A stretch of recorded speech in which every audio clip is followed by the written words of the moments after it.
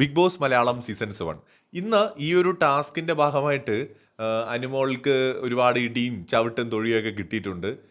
അതായത് അക്ബർ അനുവിന്റെ പുറത്തൂടെ full wait കൊടുത്ത് നിന്നിട്ടാണ് പുള്ളി അതെടുത്തത്. അപ്പോൾ ഞാനിത് കണ്ടു കുറേയൊക്കെ ലൈവിനകത്ത്. സോ ഇങ്ങനത്തെ ഒരു ടാസ്ക് ഏത് സീസണിൽ വന്നാലും ഇഞ്ചുറീസ് വരും. അത് സ്വാഭാവികമാണ്. ഇവിടെ മനുഷ്യത്വം കാണിക്കാനൊന്നും പറഞ്ഞിട്ട് കാര്യമില്ല. കാരണം അതുവഴി വരുന്ന മാക്സിമം പാവകളുടെ പീസുകൾ കളക്ട് ചെയ്താലല്ലേ ഒരാൾക്ക് ജയിക്കാൻ പറ്റുള്ളൂ. അക്ബർ ഒന്ന് ശ്രദ്ധിക്കണമായിരുന്നു എന്നത് ശരി തന്നെയാണ്. പക്ഷേ സ്വാഭാവികമാണ് ഈ ടാസ്കിനകത്ത് ഇത് ഉണ്ടാവും ഇഞ്ചുറീസ്. ഇവിടെ സംഭവിച്ചത് അനുവിന് ഹൈറ്റ് വളരെ കുറവാണ്, അക്ബറിന് നല്ല ഹൈറ്റ് ഉണ്ട്. നല്ല ഹൈറ്റും ഉണ്ട്, അത്യാവശ്യം വെയിറ്റും ഉണ്ട്. പുള്ളി ഫിസിക്കലി കുറച്ച് നല്ല സൈസുള്ള ഒരു മനുഷ്യനല്ലേ.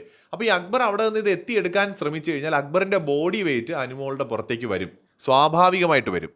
അങ്ങനെ വരുന്ന സമയത്തുണ്ടായ പരിക്കുകളാണ് കൂടുതലും. ഇതിനകത്ത് മനഃപൂർവ്വം അക്ബർ വേദനിപ്പിക്കണം എന്ന ഉദ്ദേശത്തോടെ ചെയ്യാനുള്ള സാധ്യതയൊക്കെ വളരെ കുറവാണ്. അങ്ങനെയൊന്നും ആരും ചെയ്യത്തില്ല. ഇനി ചെയ്തിട്ടുണ്ടോ എന്ന് എനിക്ക് അറിയുകയുമില്ല.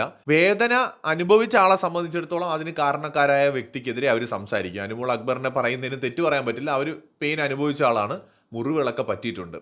അതും ഒരു കേസ്. രണ്ടാമതിപ്പോൾ അനുമോളും നെവിനും തമ്മിലൊരു ഇഷ്യൂ ഉണ്ടായിട്ടുണ്ട്. നെവിനെ അനുമോള് കടിച്ചു എന്ന് പറഞ്ഞിട്ട് എൻ്റെ കാല് പിടിച്ച് താഴെയിടാൻ നോക്കിയ സമയത്ത് ഞാൻ പെട്ടെന്ന് കടിച്ചു പോയതാണെന്ന് അനുമോളും പറയുന്നുണ്ട്. സോ ടാസ്കിന്റെ ഭാഗമായിട്ട് നടക്കുന്ന കാര്യങ്ങളാണിത്. ഇവിടെ ആരെങ്കിലും ഒരാളെ ബ്ലെയിം ചെയ്യുന്നതിൽ അർത്ഥമുണ്ടോ എന്ന് എനിക്കറിയില്ല. അക്ബറിനെ ആയാലും അക്ബർ അറിഞ്ഞും കൊണ്ട് ചെയ്യുന്നതിൽ അക്ബറിന്റെ ഉദ്ദേശം എന്താണ്, പുള്ളിക്ക് ജയിക്കണം എന്നുള്ളതാണ്. അപ്പോൾ അതിനകത്ത് പരിക്ക് പറ്റുക എന്നുള്ളത് ഈ ടാസ്കിൻ്റെ ഒരു ഭാഗമാണ്. എന്ത് ചെയ്യാൻ പറ്റും? അല്ലെങ്കിൽ ഷാനവാസ് ചെയ്ത പോലെ മര്യാദയ്ക്ക് മാറി നിൽക്കുക. ഈ ഒരു ടാസ്ക് കൊണ്ട് ബിഗ് ബോസ് വീട്ടിലൊന്നും സംഭവിക്കാനൊന്നും പോകുന്നില്ല. ആരോഗ്യത്തിനും നമ്മുടെ ശരീരത്തിനും പ്രാധാന്യം കൊടുക്കുന്നുണ്ടെങ്കിൽ മാറി നിൽക്കുക എന്നുള്ളതേ ഒരു ഓപ്ഷൻ ഉള്ളൂ. ചില ടാസ്കുകൾ അങ്ങനെയാണ്.